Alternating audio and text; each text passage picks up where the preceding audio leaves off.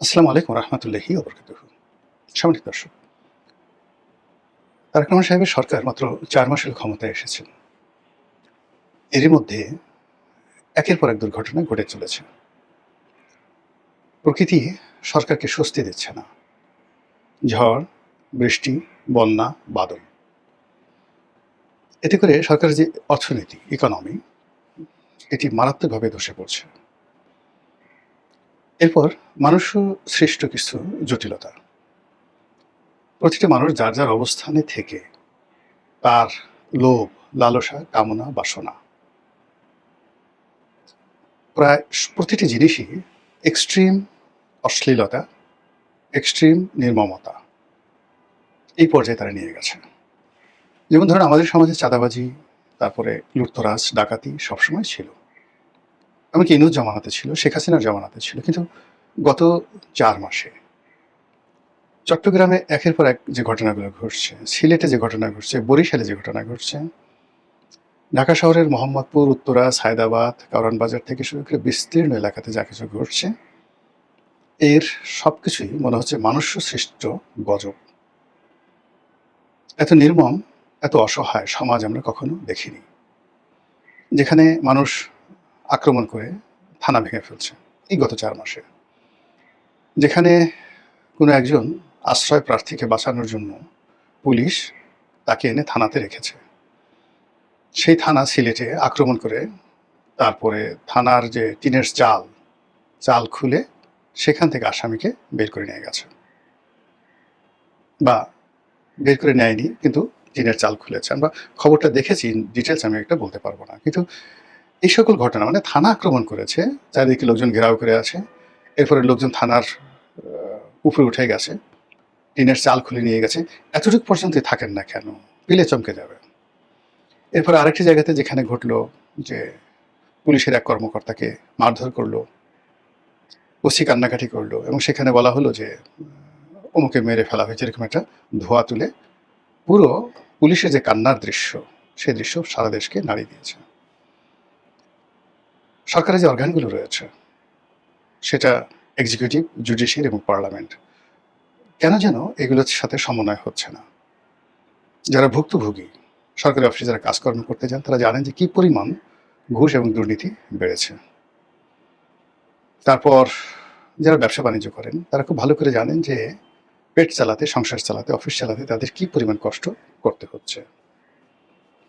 এরই মধ্যে নির্বাসিত, তারপর ক্ষমতা থেকে উচ্ছেদ হয়ে যাওয়া এবং নিষিদ্ধ সংগঠন আওয়ামী লীগ এবং তার সভানেত্রী এবং একই সঙ্গে তার যারা বড় বড় নেতা রয়েছেন, তারা যে ভাষায় দেশের বাইরে থেকে, দেশের ভেতরে থেকে তারা যে ভাষায় কথা বলছে, এটা অনেকটা সেই পূর্ব বাংলার সর্বহারা পার্টির মতো করে।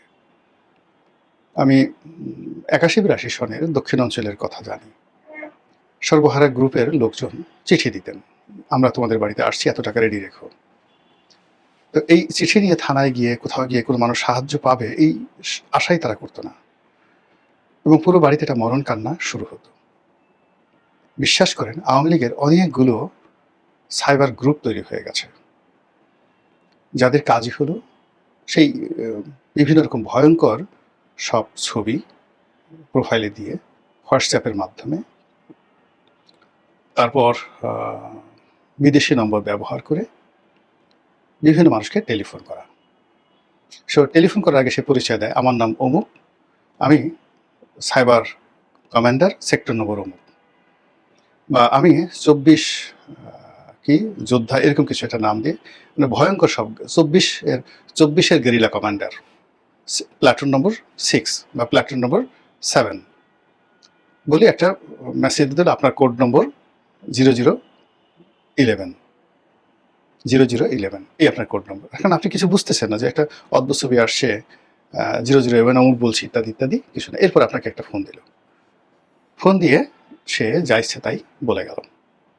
এখন আপনি যদি একজন এসপি হন, ডিসি হন, আপনার তো একটা পরিবার আছে, আপনি যে কোনো মন্ত্রী হন, এমপি হন, আপনার একটা পরিবার আছে, পরিজন আছে।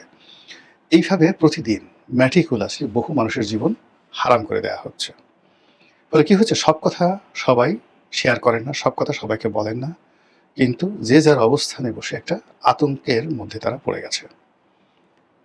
দ্বিতীয়ত, জামাত এবং এনসিপি তাদের আচার এবং আচরণ এটি সরকারের কাছে স্বাভাবিক মনে হচ্ছে না, বিএনপির কাছে স্বাভাবিক মনে হচ্ছে না, আবার বিএনপির আচার আচরণও এনসিপি এবং জামাতের কাছে স্বাভাবিক মনে হচ্ছে না।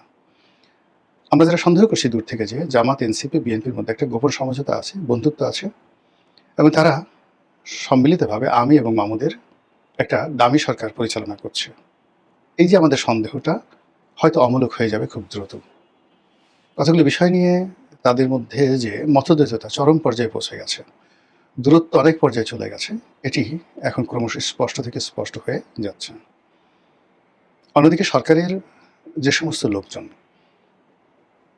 মন্ত্রী হয়েছেন, এমপি হয়েছেন, কিন্তু বিএনপির সাথে সম্পৃক্ত ছিলেন না, অনেকে ছোট ছোট দলের মালিক ছিলেন, সে সকল দল বন্ধ করে অনেকে বিএনপিতে যোগদান করেছেন, তাদের কপালে এখনো পর্যন্ত শিকেটি জোটেনি। কেউ হয়তো এমপি হয়েছেন, কেউ হয়তো ছোটখাটো মন্ত্রী হয়েছেন, কিন্তু ওই পর্যন্তই। বরং তারা যেটা মনে হচ্ছে যে এই মন্ত্রী এমপি না হলে তারা এই রাজপথে মানুষের যে সহানুভূতি পেতেন সেটা এখন বুমেরাং হয়ে গেছে। এখন লোকজন তাদেরকে দেখলে বিএনপির দালাল বলে, বিএনপির পাঁচাটা বলে, বিএনপির নাপিত বলে বাংলা কথায়, বারবার অফ বিএনপি, যে বিএনপির নাপিত আবার কি জানো তেন না, চুল কামায় না। বিএনপির কি কামাইলে মানুষ কি নাফিতে গালাগালি দিতে পারে, বাঙালি সেই অভ্যাসটা মানে বোঝার চেষ্টা করেন। এখন যেখানে একটা 9, 10 তারপরে ইন্টারমিডিয়েট পড়া ছেলে মেয়ে প্রকাশ্যে এসে কি গালাগাল দিচ্ছে, কাজী বিএনপি নাফিত বলতে কি বুঝায়, এইভাবে ইন্টারনেটে এসে বাইরে এসে অসংখ্য লোক নানা রকম গালাগালি দিয়ে এই যারা সরকারের সঙ্গে যুক্ত হয়েছে তাদেরকে মানসিকভাবে বিপর্যস্ত করে ফেলছে। ফলে সরকারের ভিতরে যে সকল বন্ধু সরকার যাদেরকে মনে করেছিল তাদের মধ্যে দূরত্ব তৈরি হয়েছে।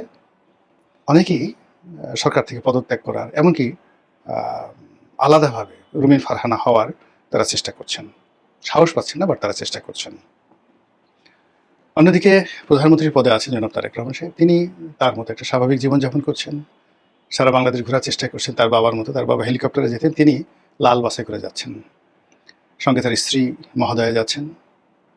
তারপর বাস থেকে নামা, প্লেন থেকে নামা, এরপর কোনো একটা অনুষ্ঠান করা, সেখানে তার সঙ্গে তার স্ত্রীর যে একটা রসায়ন, এটা আবহমান বাংলায় মানে অনেকটা শিরি ফরহাদ, লাইলি মজনু এরকম মহাকাব্যের মতো মনে হলেও যাদের চোখ জ্বলে, যাদের অন্তর জ্বলে, যারা সারাদিন বউয়ের সাথে ঝগড়াঝাটি করে, বউকে পাত্তা দেয় না, বউ আবার তাদেরকে পাত্তা দেয় না, নিজেরা ঘুষাঘুষি করে, বউ খামচি দিয়ে ধরে, জামাই আবার বউয়ের চুল ধরে টানাটানি করে, এরকম লোক তো আমাদের দেশে অনেক আছে না, অনেকে আছে। তাদের যে কি হিংসে হচ্ছে বলার মতো না, যে এটা একটা কাজ হলো, প্রধানমন্ত্রী সব কি শুরু করেছে, এটা কি আমেরিকা নাকি এটা ইউরোপ? বাংলাদেশে কি আমাদের ইজ্জত নেই? আমরা এখানে মালহামা করতে পারি, আমরা এখানে অনেক কিছু করতে পারি, মোতা বিয়ে করতে পারি, আমরা বিভিন্ন জায়গাতে যেতে পারি, কিন্তু এইভাবে বিয়ে করা বউ নিয়ে মানুষের সামনে হাত ধরতে লজ্জা করে না প্রধানমন্ত্রীর? আমাদের মতো তারা এইভাবে যদি অবগুণ্ঠনধারী হতো, পর্দার আড়ালে সব কিছু করতো, সেটা যেভাবে করুক না কেন, আমরা তো সব কিছুই যে স্ত্রীর সাথে করি, নট লাইক দ্যাট। কিন্তু তিনি সেগুলো না করে এখন তিনি প্রকাশ্যে মানুষকে প্রেম শিখাচ্ছেন, ভালোবাসা শিখাচ্ছেন। এতে করে লক্ষ লক্ষ মানুষের অন্তর জ্বলে যাচ্ছে, তাদের ভীষণ রকম রাগ হচ্ছে।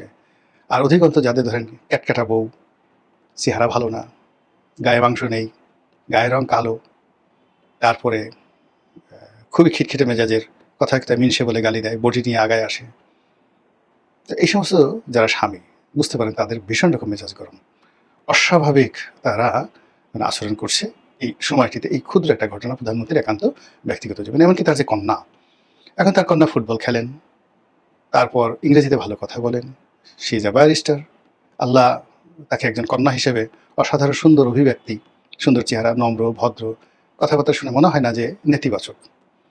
বয়স 30 বছর হয়ে গেছে বা 32 বছর হয়ে গেছে, কিন্তু তার আচার আচরণ দেখে এটা দেবতুল্য মানে সরলতা তার মধ্যে রয়েছে। এটা দেখে যাদের রাগ হয়, চিন্তা করে যে আল্লাহ আমার মেয়েটা তো বদমাইশ, এই 20 বছর বয়স হয়ে গেছে, 4-5টা প্রেম করেছে, 3-4 বার ঘর থেকে বের হয়ে গেছে, তারপর হোটেলে গিয়ে রাত কাটায়, ইয়াবা খায়, ফেন্সিডিল খায়, গাঁজা খায়, ঘরে বয়ফ্রেন্ড এনে শুয়ে থাকে, কিছু কথা বললে এসে মানে সে বয়ফ্রেন্ড দিয়ে বাবাকে মাকে নির্যাতন করে। তো তারা যখন এরকম একজন জাইমা রহমানের মতো একজন নারীকে দেখেন, কন্যাকে দেখেন, রমণীকে দেখেন, তাদের বিশ্বাস করেন তারেক রহমানের উপর ভীষণ রাগ হয়, অসাধারণ তাদের রাগ হয়। তো এরকম কিছু বিষয়াদি তো রয়ে গেছে। তার সঙ্গে সঙ্গে তিনি এইভাবে চলেন, কারণ আমরা কোট টাই পরি, আমরা এইভাবে চালচলন করি। তারপর আমরা এমপি হলাম, মন্ত্রী হলাম, আমাদের কি ট্যাক্স ফ্রি গাড়ি আনতে ইচ্ছে করে না? উনি তো ভালো গাড়িতে চলছেন, বুলেট প্রুফ গাড়িতে চলছেন। প্রধানমন্ত্রী হিসেবে তার রাষ্ট্রীয় গাড়ি আছে, ব্যক্তিগত গাড়ি আছে। আমরা তো অনেকে সাধারণ পরিবার থেকে এমপি হয়েছি, একটা ট্যাক্স ফ্রি গাড়ি আনবো, ভৌ ভৌ করে চালাবো। আমাদের এই রিজিকে তিনি কেন হাত দিতে গেলেন? এরকম অনেকগুলো বিষয় নিয়ে দেখা গেল যে তার প্রতি, জনাব তারেক রহমান সাহেবের প্রতি অনেকের রাগ, ক্রোধ, ক্ষোভ চলতে পারে। আবার অনেকে প্রধানমন্ত্রী হতে চান, শেখ হাসিনা আবার ক্ষমতায় ফিরে যেতে চান। তারপরে জামাতের সভাপতি তিনি আমিরুল মুমিনিন হতে চান। এই জিনিসগুলো নিয়ে যে কন্ট্রাডিক্ট অ্যান্ড কনফ্লিক্ট, সেই কন্ট্রাডিক্ট অ্যান্ড কনফ্লিক্টের কিছু নমুনা আমরা রাজপথে দেখতে পাচ্ছি। যে শিশু বিদ্রোহ আমরা শেখ হাসিনার জমানায় দেখেছিলাম। 8-9 ছেলেরা স্কুল থেকে বের হয়ে সরকারকে অচল করে ফেলেছিল, এবং একবার প্রায় 200-250 লোক ছিল আওয়ামী লীগের অফিসে, ধানমন্ডি অফিসে। তো সেই 9-10 ছেলেরা খবর এলো যে তারা এবার আওয়ামী লীগ অফিস আক্রমণ করবে। ওবায়দুল কাদের সাহেব সে অফিসে ছিল।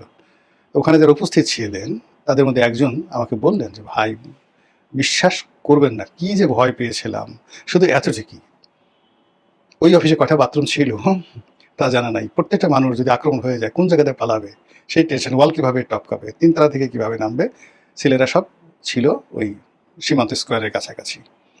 তো কাজেই এই শিশু বিদ্রোহ বাংলাদেশে বহুবার হয়েছে, আর সেই বিদ্রোহ প্রতিবারই প্রলয়ঙ্কারী রূপে বড় হয়ে আরও ফিরেছে। তো কাজেই এখন ইন্টারমিডিয়েট যারা পরীক্ষা দিচ্ছে তাদের যে আন্দোলন, সেই আন্দোলনের মধ্যে ইতিমধ্যে বহু পক্ষ জড়িয়ে গেছে। সেই বহু পক্ষ জড়িয়ে গেছে, ফলে এটি আর নিছক ছেলে খেলা বা যাকে বলা হয় খেলাধুলার মধ্যে নেই। এর মাধ্যমে anything might happen at any time. সরকারের যারা কর্তা ব্যক্তি তারা তো অবশ্যই ভালো বুঝেন। আমরা আসলে সরকারের একটা ধারাবাহিকতা চাই। আমরা চাই যে একটা ইলেকশন হয়ে গেল, সরকার 5টি বছর ক্ষমতায় থাকুন, এবং প্রতিটি সরকারেরই কতগুলো সুন্দর পরিকল্পনা থাকে। তারেক রহমান সাহেবের সুন্দর পরিকল্পনা আছে, তিনি সেগুলো বাস্তবায়ন করুন। এরপরে নিয়মতান্ত্রিক পদ্ধতিতে সবকিছু হোক। কিন্তু এবার যদি ঘন ঘন সরকার পরিবর্তন হয়, ইউনূস সাহেবের যেভাবে তাড়াতাড়ি চলে গেলেন, আবার তারেক রহমান সাহেব যদি চলে যান, আমরা কিন্তু আসলে এই ভার আর বহন করতে পারবো না। এবং সেক্ষেত্রে যখন এরকম একটা পরিস্থিতি হয়, তখন যারা অর্গানাইজড থাকে, বাংলাদেশে এখন 3টি শক্তি অর্গানাইজড আছে। 1 নম্বর আছে সেনাবাহিনী, 2 নম্বরে আওয়ামী লীগ, 3 নম্বরে জামাত।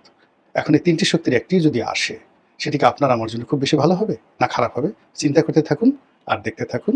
মহান আল্লাহ আমাদের সবাইকে হেদায়েত দান করেন এবং হেফাজত করুন। আসসালামু আলাইকুম ওয়া রাহমাতুল্লাহি ওয়া বারাকাতুহু।